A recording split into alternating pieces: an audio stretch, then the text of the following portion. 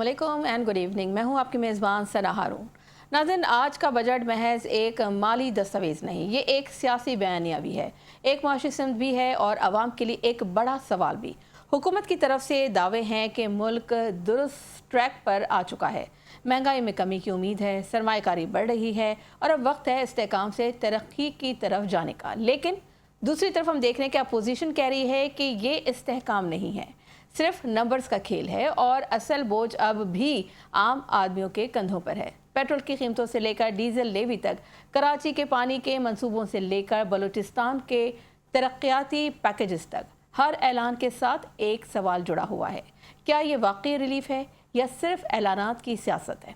और फिर सवाल ये भी है कि मिसाक़े मईशत की ये दावत क्या वाकई एक नई सियासी कल्चर की बुनियाद है या फिर वही पुरानी गुफ्तगू, वही पुरानी जो मेज़ें हैं और वही पुरानी बेनतीजा बैठकें।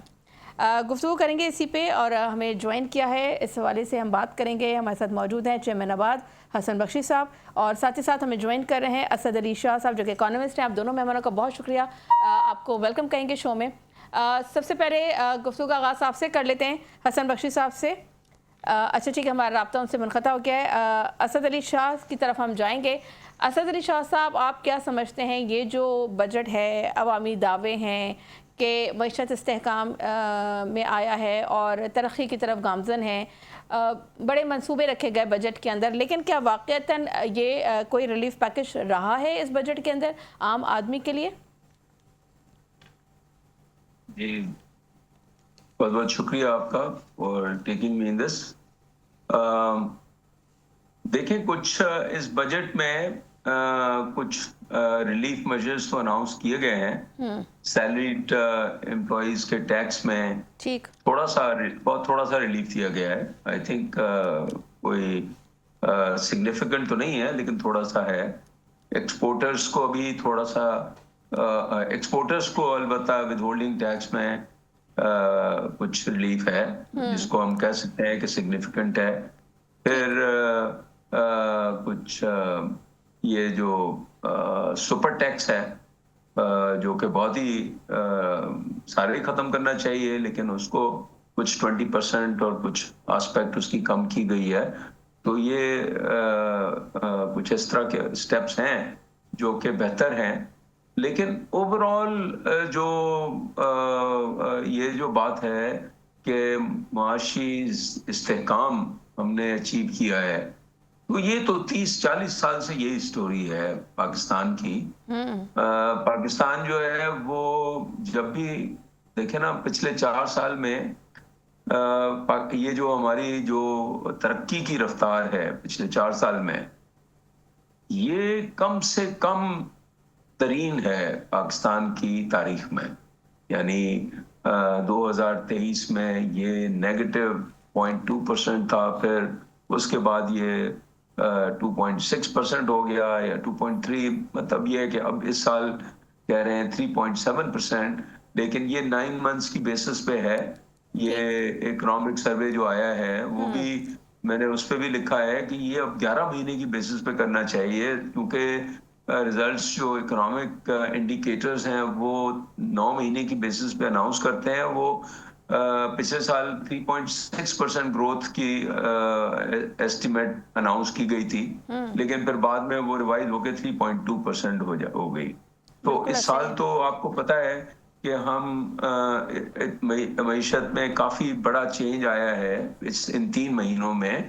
ईरान अमेरिका की वॉर की वजह से फ्यूल प्राइसेस इतनी बढ़ गई, जो इन्फ्लेशन का बताया जा रहा है कि महंगाई जो है वो 6.7% या 6% उस वक्त तक थी। तो वो आपको पता है कि अभी गवर्नमेंट के अपने इंडिकेटर्स के हिसाब से भी वो 12.5%, 11.7% या इस तरह से हो गई है ना। तो ये तो फिगर चेंज हो जाएंगे। मकसद मेरा कहने का ये है कि 3 साल से कहा जा रहा है कि हम IMF प्रोग्राम में हैं, क्योंकि हम, इसमें कोई शक नहीं कि 2022 में हम सॉवरेन डिफॉल्ट का रिस्क था और करने वाले थे और IMF प्रोग्राम में चले गए हम।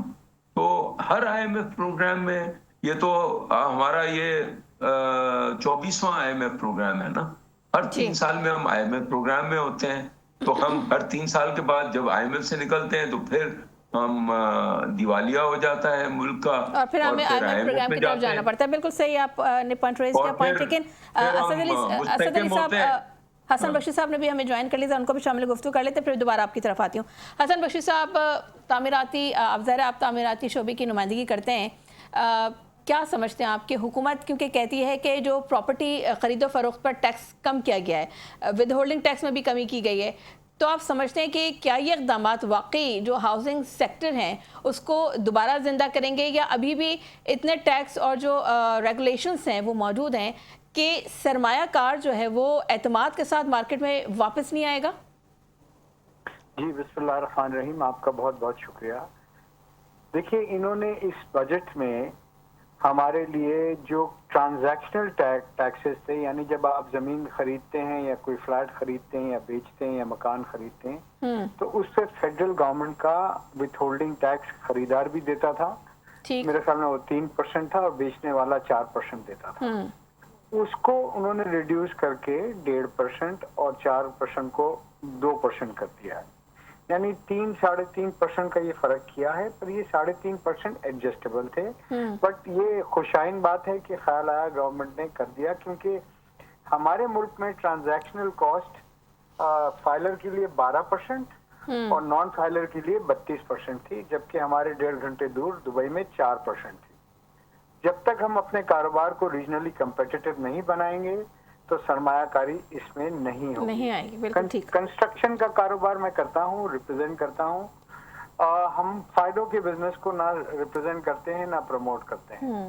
देखिए, ये वो सेक्टर है जो जब कोविड हुआ था पाकिस्तान में और फिर 6.2% ग्रोथ हुई थी, तो वो कंस्ट्रक्शन सेक्टर ने ही काम किया था, लोगों को एम्प्लॉयमेंट क्रिएट की थी, इकोनॉमिक अपॉर्चुनिटीज क्रिएट की थी, तो वो जीडीपी बढ़ा। आज पाकिस्तान में 3-4 साल से गवर्नमेंट कोशिश कर रही है कि स्टॉक कंस्ट्रक्शन सेक्टर में पैसे नहीं लगें, रियल एस्टेट में पैसे नहीं लगें और स्टॉक एक्सचेंज में लगें या इंडस्ट्रीज में लगें।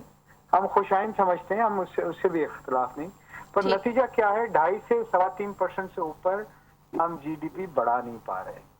अगर पाकिस्तान के जो बेसिक मसाइल हैं, इकोनॉमिक एक्टिविटी क्रिएट करना, जीडीपी बढ़ाना और रेवेन्यू जनरेशन करना, ये और एम्प्लॉयमेंट क्रिएट करना, अगर ये चारों मसाइल का कहीं हल पाकिस्तान में है तो वो हमारी इंडस्ट्री में है, क्योंकि इसमें कारोबार करने, मतलब मैं बीइंग पाकिस्तानी हूँ, मेरा इंजीनियर पाकिस्तानी, मेरा सुपरवाइजर पाकिस्तानी, जो जमीन है वो भी पाकिस्तानी है, जो फैक्ट्रियों से मैं 72 इंडस्ट्री मेरे साथ अलाइड है, 72 अलाइड इंडस्ट्री मैं चलता हूं तो वो भी मेरे साथ चलती हैं, वो भी पाकिस्तानी और खरीदार भी एक्सपैट्रिएट पाकिस्तानी या रेसिडेंट पाकिस्तानी है।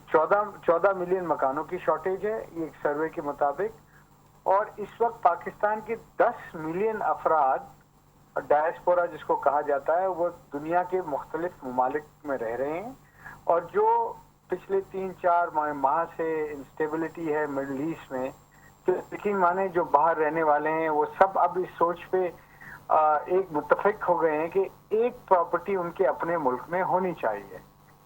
तो इससे हमें बेहतरीन फायदा उठाना चाहिए था, और मैं समझता हूँ हमने ऐसी पॉलिसीज बनानी थी कि लोग आराम से और इत्मीनान से इन्वेस्टमेंट भी कर सके और कारोबार भी कर सके। यानी पॉलिसीज में रिफॉर्म्स करते तो ऑब्वियसली ये स्टेप लोग लेते। ठीक, हमारी तजवीज क्या थी?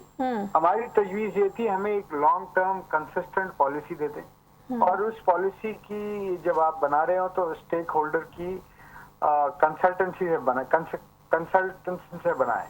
इसके अलावा और उसको लेजिस्लेशन से गारंटी करे, यानी हमारी असेंबली इसको गारंटी करेगी वो 15 साल रहेगी, हुकूमत कोई भी आए और कोई भी जाए उससे कोई फर्क नहीं पड़ता।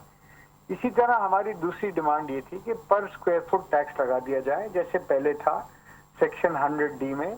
मैं 1000 स्क्वायर फुट बनाऊं, मैं 1 करोड़ स्क्वायर फुट बनाऊं, मैं टैक्स देने का पाबंद हूँ। टैक्स कलेक्टर को भी पता होगा और टैक्स पेयर को भी पता, वो भी नहीं किया गया। तीसरी हमारी जो डिमांड थी कि लैंड रिकॉर्ड को डिजिटलाइज कर दिया जाए और रेगुलेटरी अथॉरिटीज, उससे मेरी मुराद है जो नक्शे पास करती है, Sindh building control authority, cantonment board, वहां पर हमारा CDA, capital development authority, LDA, इन सब को डिजिटलाइज कर दिया जाए ताकि ह्यूमन टू ह्यूमन कांटेक्ट खत्म हो जाए और करप्शन भी खत्म हो और टाइम का जो जिया है वो भी खत्म हो जाए। लैंड रिकॉर्ड डिजिटलाइज होगा तो लोगों की जो जमीनों की 2 नंबर फाइलें बनती हैं, जो कब्जे होते हैं, उससे लोगों की जान छूटेगी। ये काम नहीं हुआ। इसके अलावा हमारी एक और गुजारिश थी जो मैं आपके सामने इसलिए दोहरा रहा हूँ, मैं समझता हूँ वो पाकिस्तान के लिए, सबके लिए बहुत जरूरी है। वो ये है कि पाकिस्तान में लोअर कोर्ट से लेके सुप्रीम कोर्ट तक डिस्पोजल टाइम 40 साल है। सो आज वक्त आ गया है कि हमारे फील्ड मार्शल साहब, हमारे प्राइम मिनिस्टर साहब पाकिस्तान में जुडिशल रिफॉर्म लाएं। और जुडिशल रिफॉर्म से मुराद मेरी ये है कि 3 महीने में फैसला होना चाहिए, फिर इंसान भले जो एग्रीव पार्टी हो वो अपील फाइल कर दे। आपका प्लॉट कब्जा हो जाता है, आप कोर्ट जाते हैं, 40 साल फैसला नहीं। मैंने आपसे बुकिंग ले ली, यही तो अलमिया है हसन साहब, यही अलमिया है हमारे पास। मैंने आपके फ्लैट की बुकिंग ली, मैं बिल्डिंग नहीं बना रहा हूँ, आपके पास कोई चारा नहीं है, आप कोर्ट जाएं, आपको 40 साल लग जाएंगे, आप थक जाएंगे। कोई चीज का रिड्रेसल 40 साल से नहीं हो, पहले नहीं होता। 2 ट्रिलियन के टैक्स के केसेस कोर्टों में फंसे हुए हैं। हमारी जमीनों की लिटिगेशन 6 ट्रिलियन की है। अगर ये पैसे कोर्टों से फैसला होगा, ये जमीनें निकलेंगी, इस पे काम होगा, इकोनॉमी में पैसे आएंगे, एक्टिविटी जनरेट होगी। और ये तो ऐसी चीज है, ये कंस्ट्रक्शन इंडस्ट्री तो यकीन माने कुछ मांग ही नहीं रही है। वो कहती है पॉलिसी दे दें, सीधा कर दें काम, जो टैक्स लगाना है हमें बताएं कितना टैक्स चाहिए, उसको डिवाइड कर दें पर स्क्वायर फुट पे।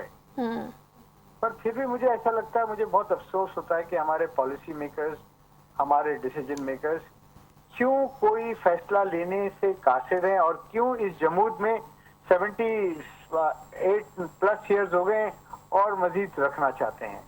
फैसला करें। यानी आप ये कहना चाह रहे हैं कि जो पॉलिसी की आप बात कर रहे हैं, तो आप समझते हैं कि हमेशा पॉलिसियों के तसलसल की बात आप लोग करते हैं, तो क्या आप समझते हैं कि जो मिसाक़े मईशत के बगैर पाकिस्तान में लॉन्ग टर्म सरमायाकारी मुमकिन ही नहीं है?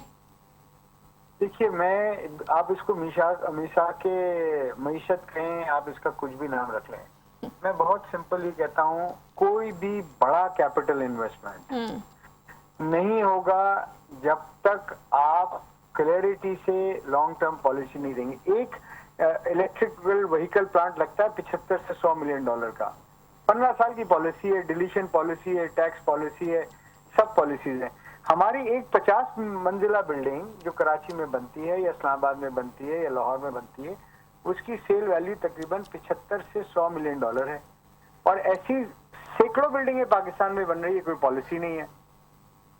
ये किसकी गलती है? ये मैं समझता हूँ कि वक्त आ गया है। ऐसी सैकड़ों बिल्डिंग है जिसकी कोई पॉलिसी नहीं है, ऐसे सैकड़ों प्रोजेक्ट्स हैं जो कि ज़मीन पे नहीं होते, सिर्फ कागजात पे होते हैं। लोग बेवकूफ़ बनते हैं, अपने पैसा लगा देते हैं, फिर उनकी भी कोई दाद रसी नहीं करने वाला होता। असद अली शाह, सियासी बयान से हट कर अगर सिर्फ माशी अदाद-ओ-शुमार की अगर हम बात करते हैं और ये अदाद-ओ-शुमार देखे जाएँ, तो क्या ये बजट इस्तेहकाम से तरक्की की तरफ मुंतकली के का ये बजट है, या अभी ये दावा जो है आप समझते हैं कि क़ब्ल वक्त है?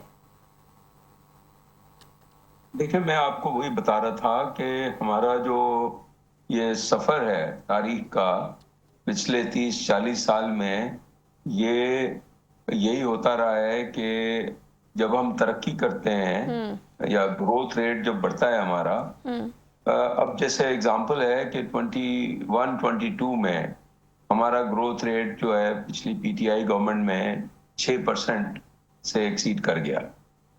वो कैसे करता है? वो इसलिए कि उन्होंने आईएमएफ की जो प्रोग्राम में थे, लेकिन उसको वायलेट करके, कंडीशंस वायलेट करके और इंपोर्ट्स बढ़ा दी। और हमारी हमेशा जो ग्रोथ होती है वो बोरोइंग से और कंजम्पशन से होती है। बिल्कुल ठीक। तो उसके बाद जो है बैलेंस ऑफ पेमेंट्स हमारा आउट हो गया, बहुत ज्यादा खसारा हो गया और फिर हमें दोबारा आईएमएफ में जाना पड़ा। तो ये 1 साल होता है जो 5-6 साल के बाद जो है जिसमें ग्रोथ होती है, या 1-2 साल हो जाए, ये आप पिछले 30 साल की तारीख में अगर आपको यही नजर आएगा। और उसके बाद आईएमएफ प्रोग्राम में चले गए। अब आईएमएफ प्रोग्राम हर चीज को रोक देते हैं, आपको इंपोर्ट भी नहीं कर सकते, आप बोरोइंग भी नहीं कर सकते, आप डेफिसिट खसारा कम करें। और वो जब हम करते हैं तो फिर वो -0.2% हो गया 23 में आपका जो ग्रोथ रेट है, और उसके बाद ये 4 साल में एवरेज तकरीबन 2.2% है। तो अब 4% गवर्नमेंट जो कह रही है, शायद ये 4% हो जाए, और उसके बाद आईएमएफ प्रोग्राम से हम निकलेंगे, शायद हम 5-6% में चले जाएं, लेकिन हम डिफॉल्ट कर जाएंगे फिर, क्योंकि हमारा डेट तो वही खड़ा हुआ है $100 बिलियन। तो आईएमएफ, हम तो ऐसी सूरत हाल में हैं कि आईएमएफ के बगैर अब शायद चल ही नहीं सके, और आईएमएफ के साथ चलेंगे तो फिर हम सियासत, ये इस्तेकाम या स्टेबिलिटी जिसको कहते हैं, वही हम अचीव कर सकते हैं। यही हम इस विशियस साइकिल में फंसे हुए हैं।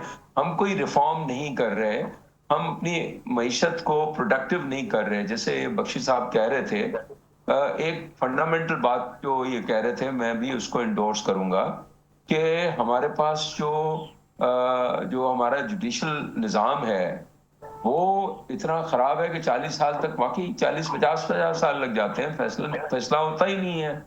और फिर उसके अलावा एक तो फैसला नहीं होता, दूसरी बात यह है कि जहां पर अब कोर्ट्स की इंडिपेंडेंस भी खत्म हो गई है, वो भी बात करनी चाहिए ना। ये 26 और 27वीं जो अमेंडमेंट हुई है, उसमें कोर्ट्स की क्वालिटी डिटेरिएट हुई है। ये पॉलिटिकल बात नहीं है, ये फैक्चुअल बात है।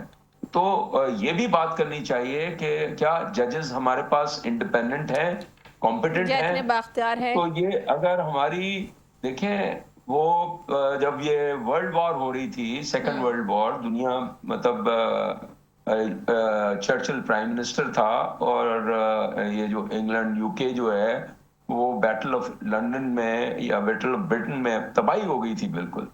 तो चर्चिल से किसी ने कहा, सारे वो परेशान थे कि आप क्या समझते हैं ये सिलसिला कैसे चलेगा। तो उसने पूछा, मुझे एक चीज बताओ कि क्या हमारी कोर्ट्स फंक्शन कर रही हैं? तो उन्होंने कहा, हाँ, कोर्ट्स तो आपकी फंक्शन कर रही है, इंसाफ मिल रहा है, वो अपना काम कर रही है। उसने कहा, अगर कोर्ट्स फंक्शन कर रही है ना, प्राइम मिनिस्टर चर्चिल ने ये मशहूर स्टेटमेंट है, तो मुझे कोई परवाह नहीं है, हम सब ठीक हो जाएगा।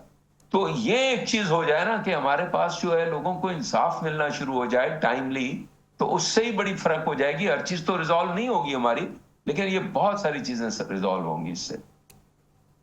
अच्छा, असद अली साहब, दुनिया के जो कामयाब ममालिक हैं, वहाँ पे ज़ाहिर जो माशी पॉलिसियाँ हैं, वो पॉलिसीज़ में एक कंटिन्यूटी होती है, तसलसल होता है। लेकिन अगर हम पाकिस्तान की बात करते हैं, जैसे कि हसन बख्शी साहब भी कह रहे थे कि उसमें तसलसल नहीं होता, तो पाकिस्तान में हर हुकूमत जो है वो पिछली पॉलिसी जो है उसको बदल देती है आके। तो क्या यही वजह है कि हमारी जो तरक्की की सबसे बड़ी रुकावट? जी, आपकी आवाज़। जी असद अली साहब, आप सुन पा रहे हैं मुझे? हाँ जी, तसलसल बहुत जरूरी है, लेकिन ये भी मैं कहूंगा कि तसलसल जो है सही पॉलिसीज का होना चाहिए।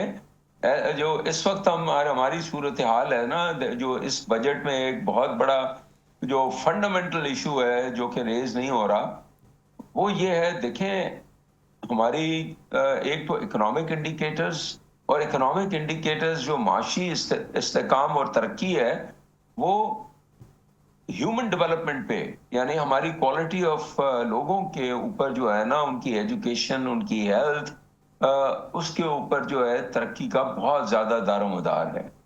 अब आप ये देखें कि हमारा जो ये इकोनॉमिक सर्वे आया है, उसमें हमारी जो एजुकेशन, आपको पता है कि बच्चे हमारे जो हैं, पता नहीं 25 या 22 मिलियन बच्चे जो है स्कूल नहीं जाते। हमारा लिटरेसी रेट 63% है। तो इस एआई और डिजिटल एज में हमारा जो स्पेंडिंग है एजुकेशन पे, वो 0.8% हो गया है, जबकि ये विजन 2025 में पीएमएलएन गवर्नमेंट ने कहा था हम इसको 4% करेंगे, और यूनिसेफ का भी ग्लोबल स्टैंडर्ड ये है कि हमारे जैसे मुल्कों को मिनिमम 4% होना चाहिए, तो वो 0.8%। इसी तरीके से हेल्थ भी तकरीबन 0.1%। ये दोनों जो है ये 1.5% तक चले गए थे, लेकिन पिछले 2-3 साल में ये स्क्वीज हो गए हैं। तो अगर आपके पास लोगों की क्वालिटी नहीं है, टैलेंट नहीं है, तो फिर कुछ नहीं हो सकता आपका। तो हमारे पास एंटरप्रेन्योरशिप भी चाहिए, इन्वेस्टमेंट भी चाहिए तरक्की के लिए, लेकिन ये इन्वेस्टमेंट अगर आपके पास लोग नहीं होंगे, पढ़े लिखे लोग नहीं होंगे इस डिजिटल और एआई के दौर में, जो ये ऑटोमेशन और डिजिटाइजेशन की बात कर रहे थे, वो बिल्कुल होनी चाहिए। लेकिन वो ट्रांसपेरेंसी इसलिए हमारे जो सेटअप है, जो गवर्नमेंट्स हैं, वो इसलिए नहीं करती कि उससे ट्रांसपेरेंसी से जो है ना, जो गड़बड़ हो रही होती है वो पता चल जाती है।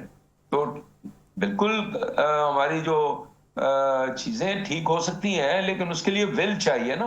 उसके लिए ये जो असद अली शाह साहब, अगर तेल की कीमतें जो है वो आलमी कीमतें दोबारा ऊपर जाती हैं, तो क्या हुकूमत के जो तमाम मौशी तखमीने हैं और अफरात ज़र के जो अहदाफ हैं, वो आप समझते हैं कि वो खतरे में पड़ सकते हैं? जाहिर है एक सर्टेन अजम्पशंस पे बजट बनती है, बट मैं तो ये कहूंगा कि जो इस लेवल पे मतलब तवक्को तो ये है कि ये काफी अरसा हो गया है, ये प्राइसेस नीचे आनी चाहिए और शायद हमारी रफ्तार तरक्की की आखिरी साल में 1-2 साल शायद अच्छी हो जाए। लेकिन मुझे वरी ये है कि आईएमएफ प्रोग्राम खत्म होने के बाद फिर क्या होगा, जो आपकी सपोर्ट जो है, आईएमएफ प्रोग्राम जो है उससे हम बाहर आएंगे और वो खत्म होगा कभी? Do you really think? तो यही तो मैं कह रहा हूँ ना कि आईएमएफ प्रोग्राम ये तो 3 साल का है ना, 28 में खत्म हो जाएगा। तो उसके बाद की क्या प्लानिंग है? हमारा तो डेट जो है उससे कोई प्लानिंग नहीं होगी, फिर हम दोबारा आईएमएफ के पास जाएंगे, उनकी शराइत मानेंगे और फिर हम उन्हीं के डिक्टेशन लेके बजट पेश कर देंगे। जी, तो यही होगा कि 4-5 साल जो है 2% ग्रोथ, हमें 6-7% ग्रोथ चाहिए, तरक्की चाहिए हमारी। देखे ना, दूसरी जो इंडिकेटर्स हैं, हमारी जो पॉवर्टी एलिविएशन, पॉवर्टी जो है वो 29% हो गई 22% से इन 3 साल में। हमारी अनएम्प्लॉयमेंट जो है 6% से, ये गवर्नमेंट के फिगर्स के हिसाब से वो 7.2% हो गई है अनएम्प्लॉयमेंट जो है ना। तो ये जो स्टेबलाइजेशन है, मैंने अभी इस पे लिखा भी है कि ये stabilisation is at the human cost. ये जो लोगों के ऊपर जो है ना, उसकी कॉस्ट जो है वो तो गरीब लोग दे रहे हैं, जो अवाम दे रहे हैं। अदरवाइज इस इस्तेकाम से कोई फायदा नहीं है। नहीं, लेकिन आपने कल सुनी नहीं, आपने ये कहा गया बजट तकरीर में, ये बात भी हुई है कि जी जो 8,500 रुपए जो जिसकी सैलरी है, वो तो गुर्बत की लकीर के नीचे आते नहीं है। तो वो तो मतलब तो सर वो मतलब, तो वो तो डेफिनेशन उस लिहाज से तो फिर जो वर्ल्ड बैंक के इंडिकेटर्स हैं उसमें तो 45% हमारी जो है 44% गुर्बत की लकीर से नीचे हैं लोग। लेकिन मैं ये कह रहा हूं कि गवर्नमेंट के भी जो इंडिकेटर्स हैं वो भी हमारा जो है, हम 18-19% पे चले गए थे पॉवर्टी, जो कि अब 29% हो गया ना। तो वो भी तो मतलब वो तो गवर्नमेंट के फिगर्स के हिसाब से भी पॉवर्टी बहुत बड़ी है। ऑब्वियसली इन्फ्लेशन बढ़ा है सर, इन्फ्लेशन भी इतना बढ़ गया, लेकिन हाँ, लेकिन उसके बावजूद हुकूमत जो है वो कोई और ही अदाद शुमार बता रही होती है। एनीवेज सर, बलूचिस्तान में रिकॉर्डिंग की बात कर लेते हैं थोड़ी सी। तो आप क्या समझते हैं, क्या रिकॉर्डिंग जो है वो वाकई पाकिस्तान की जो मईशत का है वो गेम चेंजर बन सकता है, या इसके जो समरात हैं इस जो सामने आने में अभी आपको लगता है कि मजीद कई साल लग जाएंगे? देखिए, मसला ये है कि ट्रांसपेरेंसी नहीं है। इसमें कोई शक नहीं है कि इसमें कि ये रिकोडेक हमारे पास कॉपर और गोल्ड के रिजर्व्स हैं, one of the largest reserves हैं, और वो अगर डेवलप हो तो, लेकिन डेवलप करने के लिए आपको कैपेसिटी चाहिए, ट्रांसपेरेंसी चाहिए, और वहां पर बलूचिस्तान की कंडीशंस भी आपको पता है। आपको पता है कि इस पे जो पहले जो 2 कंपनीज थी उसमें से उन्होंने केस भी कर लिया था, और पाकिस्तान के ऊपर जो है कोई 6 से 7 बिलियन डॉलर्स के डैमेजेस भी पड़े थे। तो एक कंपनी के साथ कुछ सेटलमेंट किया, वो आज तक पता नहीं है कि वो क्या सेटलमेंट है। बिल्कुल सही। दूसरी इंटरेस्टिंग बात यह है कि वो भारत गोल्ड, उन्होंने फिर एग्री किया था कि 50% which is one of the largest company in the world, उन्होंने कहा था कि हम इसको डेवलप करेंगे। 50% उनका स्टेक था और बाकी 50% जो है ये कोई $7 बिलियन की इन्वेस्टमेंट करनी थी, जिसमें 25% जो है बलूचिस्तान गवर्नमेंट का शेयर था और 8.33% जो है OGDC, पाकिस्तान पेट्रोलियम और गवर्नमेंट होल्डिंग्स, इन्होंने कहा था कि हम लगाएंगे। और लेकिन आप ये देखें, उन्होंने एक कंपनी बनाई है जिसका नाम है I think Rekodiq mining company, RDMC private limited. अब मैंने कोशिश की उसकी कंपनी की कि क्योंकि ये न्यूज आ रही थी पिछले साल, इसका फाइनेंशियल क्लोज $7 बिलियन की जो फाइनेंसिंग चाहिए थी या प्रोजेक्ट के लिए जो फाइनेंसिंग चाहिए थी वो कंप्लीट होनी थी। और कई ऑर्गेनाइजेशंस ने, IFC ने और इंटरनेशनल ऑर्गेनाइजेशंस ने भी इंटरेस्ट एक्सप्रेस किया था। लेकिन मैंने उसकी कोशिश की कि उसकी कोई वेबसाइट है, तो पता चला उसकी कोई वेबसाइट ही नहीं है। मैंने सर्च की कि उसके डायरेक्टर्स कौन है, तो पता चला उसके कोई डायरेक्टर्स का पता ही नहीं चल रहा आज तक। मैं पूछता रहा हूं जो है उसका CEO कौन है वो भी नहीं पता। तो मुझे बताएं, इस तरह की अगर ट्रांसपेरेंसी और गवर्नेंस होगी, कितना भी बड़ा रिजर्व हो, उसको आप कैसे मैनेज करेंगे? तो इसलिए मैं तो हैरानी है कि ये अभी तक फाइनेंशियल क्लोज इसका क्यों नहीं हुआ। ये तो आगे बढ़ जानी चाहिए थी। और उसके बाद आपने देखा कि भारत गोल्ड जो है, वो काफी कीन था, उनका जो प्रीवियस MD था, लेकिन चंद महीने पहले उन्होंने वो उस MD को फायर कर दिया। ये भी न्यूज में आया होगा। और जाहिर है उन्होंने ये तो नहीं बताया क्यों फायर किया। और फिर उन्होंने ये भी अनाउंस किया कि क्योंकि बलूचिस्तान के हालात इस तरह से हैं तो हम इसको इवैल्यूएट कर रहे हैं और 2027 में हम फैसला करेंगे कि हमने आगे बढ़ना है कि नहीं बढ़ना। ठीक, बिल्कुल ठीक। अच्छा असद अली शाह साहब, यहाँ वक्त है ब्रेक की तरफ जाएंगे, एक शॉर्ट कमर्शियल ब्रेक लेंगे और उसके बाद वापस आएंगे, तो फिर यहीं से अपनी जो गुफ्तगू है उसको कंटिन्यू करेंगे। So let's take a short break.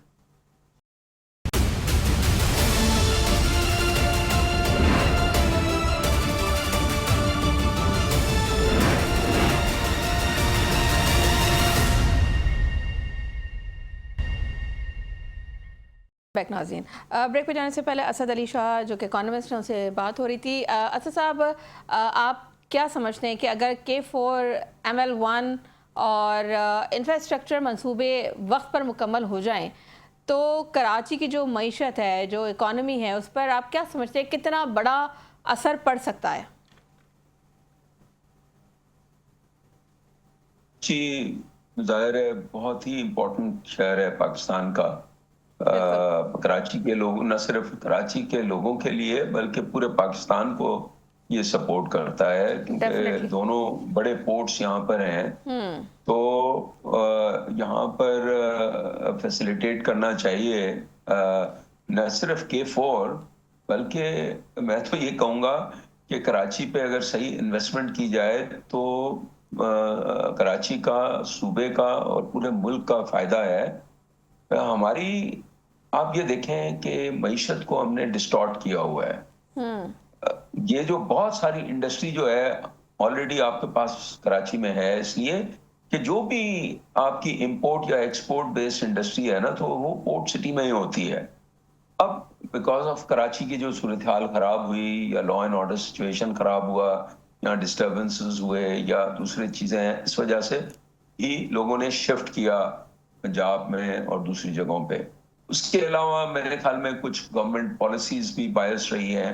कई चीजें जो हैं जो कराची या यहाँ पर नियर पोर्ट होनी चाहिए, उनको जो है वो आर्टिफिशियली जो है ना वो नॉर्थ में लगाई गई चीजें। तो मतलब I am not saying it as a Karachiite, I am saying it ये सबके इंटरेस्ट में है कि कराची को की गवर्नेंस ठीक बेहतर की जाए और यहाँ पर इन्वेस्टमेंट की जाए, ताकि ये पूरे मुल्क को फायदा होगा इससे। और पानी का तो जाहिर है बेसिक मसला है। सर आप हिचकिचा क्यों रहे हैं? बीइंग अ कराची हाइट भी ये हमारा हक है बोलना, क्योंकि हम टैक्स सबसे ज़्यादा पे करते हैं तो ये बुनियादी हमारा हक है, बुनियादी हमारी ज़रूरतें हैं कि हमें लॉ एंड ऑर्डर सिचुएशन यहाँ की आप देख लीजिए, यहाँ की सड़कें मैं देख तो लीजिए, उससे पानी ज्यादा का बात मसला कर रहा इतना हूँ है। ना, मैं तो उससे ज्यादा बात कर रहा हूँ। मैं ये कह रहा हूँ कि वो तो हक है। हक तो देखिए बहुत सारे लोगों के हुकूक हैं मुल्क में, वो हक किसी को कहाँ मिलता है यहाँ पर। मैं ये कह रहा हूँ कि सबके इंटरेस्ट में है। देखें वो नेपोलियन ने कहा था कि उस जमाने में वो इट वाज मैन्स वर्ल्ड, उसने कहा था कि men are governed by their two things, interest and fear। तो अगर आपका इंटरेस्ट होगा तो आप करेंगे, या आपको डर होगा तो आप करेंगे, ठीक है ना। कोई आपको हक जो है ना, वो इंसाफ तो है नहीं ओवरऑल हमारे मुल्क में खास तरह से। तो मैं तो ये कह रहा हूं कि ये सबके इंटरेस्ट में है, उनके भी इंटरेस्ट में है जो नहीं कर रहे हैं। मैं तो ये बात कर रहा हूं। तो सर समझ नहीं आ रही ना उनके, कि उनके भी इंटरेस्ट की बात है। बहरहाल सर ज़रूरी शोबे की थोड़ी सी बात कर लेते हैं, क्योंकि ज़रूरी शोबे में जो सरमायाकारी है वाकई बरामदात और जीडीपी में नुमाया इजाफा कर सकती है, या आप समझते हैं कि नताइज जो हैं उसके जो रिजल्ट्स हैं वो लिमिटेड होंगे, महदूद रहेंगे? नहीं, जाहिर है ज़रूरी हम हमारा 40% हमारे लोग जो है ज़राअत पे डिपेंडेंट हैं, डायरेक्टली और इनडायरेक्टली। तो बिल्कुल ज़राअत में अगर सही इन्वेस्टमेंट हो और सही पॉलिसीज़ हो, असल में हमारे फार्मर को कोई सपोर्ट ही नहीं मिलती। जो एग्रीकल्चर एक्सटेंशन डिपार्टमेंट्स हैं, ना कोई हमारे पास साइंटिफिक रिसर्च होती है, ना उनको सही सीड मिलता है, ना कोई नॉलेज सपोर्ट मिलती है, ना वेदर के बारे में सॉइल की टेस्टिंग नहीं होती। तो बात यह है कि हमारी जो यील्ड्स हैं वो दुनिया में कम से कम है, तो वो अगर हम बढ़ाएंगे तो डेफिनेटली मुल्क की बेहतरी होगी, सबकी बेहतरी होगी, फूड सिक्योरिटी बेहतर होगी हमारी। तो इसके साथ मैं एक और चीज भी बात करना चाह रहा हूँ, जो पहले हम बात कर रहे थे कि मैंने बात की। देखें सबसे इम्पोर्टेंट चीज जो है ना मुल्क के लिए, वो ह्यूमन डेवलपमेंट है, हमारे लोगों की जो है ना कैपेसिटी, स्किल्स, एजुकेशन, हेल्थ, लोगों की। सारा मुल्क तो उसी लिए बनाया है ना। तो अब ये जो सारे ह्यूमन डेवलपमेंट है, ये सारे प्रोविंशियल सब्जेक्ट है ये सारा। एक जो बहुत खराब चीज हुई है इस बजट में, और ये जो बल्कि कई सालों से ये हो रहा है, कि जो एनएफसी हुई थी 2009 में और 2010 में 18th अमेंडमेंट हुई थी, उसको सही इंप्लीमेंट नहीं किया गया। वो बिल्कुल सही थी नेशनल फाइनेंस कमीशन, बहुत सारा उस पर क्रिटिसिज्म होता रहा है कि जी इससे जो वफाक है वो बैंकरप्ट हो गया, उनके पास पैसे नहीं है। ये बिल्कुल गलत बात है। वफाक जो है वो ठीक ठाक उसके पास पैसे अभी भी होते हैं, लेकिन वो वफाक जो है अपने उससे 40-45 जो मिनिस्ट्रीज थी उन्होंने कम करनी थी, वो उन्होंने नहीं की। अब ये जो लेकिन वफाक तो फिर भी गिला कर रहा है ना कि हमारे पास तो पैसे ही नहीं बचते, तभी तो उन्होंने उसको जी एक समझने के लिए बहुत जरूरी है। इस साल क्या हुआ है कि मैंने आपको पहले ही बताया कि हमारा जो एक्सपेंडिचर है, स्पेंडिंग ऑन एजुकेशन, वो सिर्फ 0.8% हो गई है पूरे मुल्क की, ठीक है ना। और ये सूबे लगाते हैं। अब वो क्यों हुई है? एक वजह यही है कि पिछले ये अंडर आईएमएफ प्रोग्राम जो सूबों को पैसे मिलते हैं ना, वो एक्चुअली उतने मिलते नहीं है जो एनएफसी में है। उनको कहा जाता है कि आप सरप्लसेस जनरेट करें। इस साल भी कोई 1.5 ट्रिलियन जो आउटगोइंग ईयर है उन्होंने जनरेट किए हैं, और अगले साल 1.8 ट्रिलियन उन्होंने वो जनरेट करने। उसके अलावा उनको कहा गया है और उन्होंने एग्री भी किया है कि 960 बिलियन जो उनका जो तरक्याती काम है वो कम करके, वो पहली मर्तबा, हमेशा पहले पास में वफाक सूबों को ग्रांट्स देता था, अब सूबे जो है वो 960 बिलियन, तकरीबन 1 ट्रिलियन 1000 बिलियन के करीब जो है वो सूबे ग्रांट देंगे वफाक को अगले साल। तो ये दोनों मिला के इसका मतलब ये है कि 2.8 ट्रिलियन कम हो जाएंगे जो सूबों को मिलते हैं। तो मुझे बताएं कि एजुकेशन और हेल्थ अभी जो है वो 0.8% और 0.9% पे अगर खड़ा है तो उसकी क्या हालत होगी? ऑब्वियसली सर, पहले ही इतने शिकवे होते थे कि जी जो हमें बजट हमारे लिए मख्तस किया जाता है वो पूरा नहीं होता, इस वजह से जो है चीज़ों में रुकावट भी आती है, मंसूबे भी इसी वजह से डिले हो रहे होते हैं और बहुत एक लंबी फहरिस्त है जो उज़र पेश किया जाता है सूबों की जानिब से। अब तो और आपको नहीं लग रहा कि जो है ऑब्वियसली अब जब आप विफाक को दे रहा है हर सूबा एक अच्छा एक अमाउंट, तो फिर ये सारी चीज़ें भी खड़ी होगी। दूसरी जानिब ये भी हम देख रहे हैं कि जो हुकूमत है उसने तनख्वाहदार तबके को रिलीफ दिया, प्रॉपर्टी सेक्टर को सहूलियत दी हैं। तो असद साहब क्या समझते हैं आपके हुकूमत जो रेवेन्यू शॉर्टफॉल है वो पूरा कहाँ से करेगी? देखिए, रेवेन्यू शॉर्टफॉल जो है उसमें फंडामेंटल इशू ये है कि रेवेन्यू जनरेट करती है बिजनेसेस, इन्वेस्टमेंट से होती है। जब आपकी मईशत तेज चलती है या मईशत चलनी शुरू होती है, हमने तो टैक्स इतना लगाया हुआ है कि उसकी वजह से कोई इन्वेस्टमेंट ही नहीं हो रहा। हमारा जो इन्वेस्टमेंट टू जीडीपी रेशो है वो 14% के करीब है और सेविंग्स भी वही है। तो और जो सेविंग्स है, अब ये देखें, पाकिस्तान एक अजीब मुल्क है। अभी एक इंडिकेटर और जो एनालिसिस आया है कि बैंकों के आम लोगों के हमारे जो डिपॉजिट्स हैं वो सेविंग्स होती है ना, वो बाकी मुल्कों में वो 70-80% जो है वो इंडस्ट्री या बिजनेसेस को प्रोडक्टिव एक्टिविटीज में लगते हैं। हमारे यहाँ क्या होता है, 60% जो बैंकों की डिपॉजिट्स हैं वो गवर्नमेंट ले जाती है। और सर हमारे यहाँ तो गंगा ही उल्टी बहती है ना, पाकिस्तान में तो गंगा उल्टी बहती है।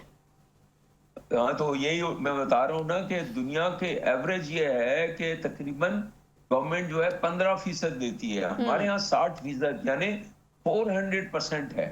तो ये जो पैसा है अगर ये प्रोडक्टिव चीजों में इंडस्ट्री डेवलप करने में लगे और इंटरेस्ट रेट्स कम करें हम और हम टैक्स रेट्स कम करें तो मईशत बढ़ेगी, और मईशत जब बढ़ेगी तो आपकी टैक्स कलेक्शन बेहतर होगी। लोग जो है, अगर आप देखें ना, हमारा दुनिया किस्से में सबसे ज्यादा टैक्स रेट्स हो गए हैं हमारे जो है, तो तकरीबन हाँ, अगर 50-60% टैक्स रेट है तो फिर लोग कहते हैं कि यार इससे बेहतर है कि हम इनफॉर्मल सेक्टर में ही रहें, और वो रिटर्न्स भी नहीं फाइल करते, और करते हैं तो अंडर फाइल करते हैं। बिल्कुल ऐसे ही। अगर वो टैक्स दें तो फिर बिजनेस नहीं चल सकता। ये गवर्नमेंट क्यों नहीं सोचती, ये डिसीजन मेकर्स क्यों नहीं सोचते कि ये किस तरह से चलेगा? और आईएमएफ प्रोग्राम आके आईएमएफ आपको सिर्फ एक ही सॉल्यूशन देता है, टैक्स टैक्स एंड टैक्स। तो असद साहब, आप समझते हैं ये जो टैक्स रिलीफ है और रेवेन्यू अहदाफ हैं एक साथ हासिल किए जा सकते हैं, या हुकूमत जो है आपको लगता है कि साल के दौरान ही कोई मिनी बजट भी पेश कर सकती है? नहीं, मिनी बजट तो आ सकता है, लेकिन टैक्स रिलीफ बहुत थोड़ा सा दिया है ना, कोई इतना ज्यादा नहीं है। 5-10% जो है वो फर्क पड़ेगा। उतना तो इन्फ्लेशन हो गया है, लोगों को की रिक्वायरमेंट्स बढ़ गई हैं और अनएम्प्लॉयमेंट बढ़ती जा रही है। तो ये तो आटे में नमक की बराबर है ना, ये रिलीफ जो है इसका इतना इम्पैक्ट नहीं है बजट के ऊपर। ये तो कॉस्मेटिक मेजर्स है, मैं ये कहूंगा। हाँ, एक्सपोर्ट्स पे अच्छा वो जो है ना 2% की जगह मतलब 0.75% जो कम किया है, लेकिन एक्सपोर्ट्स को और इंसेंटिवाइज करने की जरूरत है। वो वहां पर कुछ वो सिग्निफिकेंट है। उसके अलावा कुछ चीजें मेरे ख्याल में अच्छी, जो दूसरी चीज है जो प्राइम मिनिस्टर्स प्रोग्राम है हाउसिंग के लिए, जो चीपर लोन्स यंग लोगों को देना ताकि हाउसिंग का इशू हो, कुछ अच्छी चीजें हैं, कुछ हो भी रही हैं, लेकिन ये बहुत कम है। अच्छी चीजें जो है ना इसमें बहुत कम है। और ओवरऑल जो हमारी जो फिस्कल पॉलिसीज हैं और गवर्नेंस है वो बहुत ज्यादा खराब है ना। इसी वजह से तो हम ह्यूमन डेवलपमेंट उसमें इंडेक्स में 168 नंबर पे हैं, हम 5वें नंबर पे मुल्क है हमारा। माशाल्लाह जो ये जो गवर्नमेंट ने मीडिएशन वगैरह कराई है या मिलिट्री कैपेसिटी दिखाई है पिछली वॉर में, ये बड़ी अच्छी चीजें हैं, इससे बड़ा इमेज मिली है। लेकिन माशी तौर से और सोशल इंडिकेटर्स के हिसाब से हम दुनिया के, हम अपनी रीजन में सबसे खराब है और दुनिया में खराब तरीन मुल्क जो है ना उसमें हम चले गए अच्छा, हैं। लेकिन और असद साहब ऑब्वियसली ये मुस्लिम लीग नून का ये ज़ाहिर सी बात है 5वां बजट है। 4 साल से हम देख रहे हैं ग्रोथ नहीं हुई, एक्सपोर्ट जो है वो नहीं बढ़ी, और दूसरी जानब अखराजात बढ़ रहे हैं और टैक्स डबल कर दिया गया है। तो हुकूमत मसला है, क्या वजह है? क्योंकि मुफ्ती उस्मान साहब तो ये कह रहे हैं कि हुकूमत का मसला है। जाहिर है हुकूमत की रिस्पॉन्सिबिलिटी है ना ये। वो ब्लेम करते हैं आईएमएफ को कि आईएमएफ वो कहते हैं कि जी हमने डिफॉल्ट से बचा लिया मुल्क को। मैं तो कहता हूं कि इससे बेहतर था कि हम डिफॉल्ट कर जाते। कोई डिफॉल्ट जो है, अगर हम डेट नहीं पे करते तो अल्टीमेटली हमें डिफॉल्ट करके अपने रीस्ट्रक्चर करा के ही हमें बेहतरी की तरफ जाएंगे हम। ये तो ये अगर अभी इतना पता नहीं आपके पास टाइम हो के नहीं है, ये जो फरमाइशी प्रोग्राम है आईएमएफ और वर्ल्ड बैंक और एशियन डेवलपमेंट बैंक, वो उनके इंटरेस्ट में नहीं है कि हम डिफॉल्ट करें। हमसे ज्यादा उनके इंटरेस्ट में नहीं है, क्योंकि उन्होंने जो हमें डेट दिया है वो फिर उनके उस पे क्वेश्चन होंगे कि आप कैसे देते रहे डेट जो है ना। बिल्कुल ऐसा तो है। वो असल बात यह है कि वो कहते हैं कि जी हमसे और डेट ले लो। अच्छा असद साहब, एक लास्ट सवाल है क्योंकि प्रोग्राम का वक्त खत्म हो रहा है, बिल्कुल शॉर्टली बता दीजिएगा तमाम सियासी दावों से हटकर अगर आपको एक लफ्ज में इस बजट को बयान करना हो तो वो लफ्ज क्या होगा? इस्तेहकाम, खतरा, उम्मीद या इम्तिहान या कुछ और? वो मैंने इस पे बताया ना आपको। इट इज इसमें हमारी फिस्कल डेफिसिट्स उन्होंने काफी कम किए हैं। So this is an IMF sponsored fiscal discipline at the cost of human cost. बड़ी ज़बरदस्त बात की आपने कि ये आईएमएफ फिस्कल डिसिप्लिन का वो है। ठीक है, thank you so much Asad Ali Shah साहब आपका, हसन बख्शी साहब आपका। नाज़रीन, आज की जो बहस का खुलासा सिर्फ यही है कि हुकूमत इसे इस्तेहकाम का बजट कह रही है, अपोजिशन बोझ का और माहिरीन इसे इम्तिहान करार दे रहे हैं। तो असल सवाल ये है कि क्या ये रिलीफ सिर्फ कागज़ों में है या वाकई आवाम की ज़िंदगी में भी नज़र आएगा? आने वाले चंद माह फैसला करेंगे कि ये बजट एक नई सिमत था या एक और मौका जो हाथ से निकल गया। इजाज़त दीजिए, अल्लाह हाफ़िज़।